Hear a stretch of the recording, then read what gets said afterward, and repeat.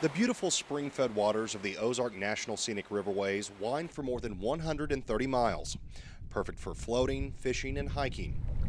But when the Park Service released its proposals to update the 1984 management plan, there was backlash from local residents. Limiting access on our creeks and within our riverbeds and any other aspects that would limit the recreational use, I will be fighting tooth and nail. Adding to the remarks of Congressman Jason Smith, nearly 4,000 comments have flooded into the office of Superintendent Bill Black. There's been a lot of misconceptions about what we're trying to do.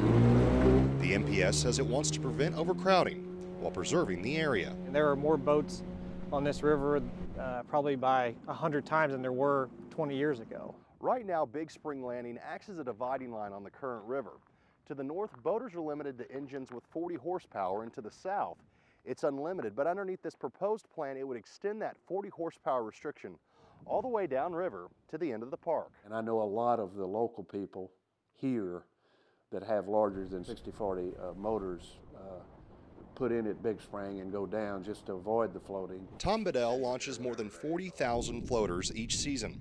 He says tensions are even higher because the proposals follow the government sequestration that recently shut down access to the riverways. When you start taking away access points that families have used for 7,500 years, it's just not going to sit well with them. The proposed plan would close some of those access points, opening up new ones on the other side of the river.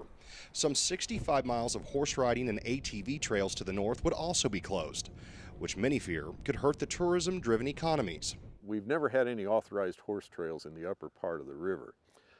Unfortunately, we've got 100 miles of trails that people have made themselves. Black says they'll go back in and handpick 30 to 40 miles of trails that are environmentally friendly. Things impact me and my family just like they do everyone else.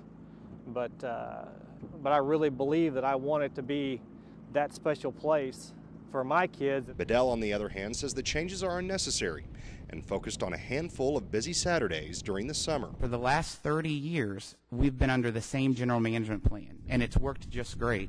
He's very concerned that preservation is going to severely override recreation.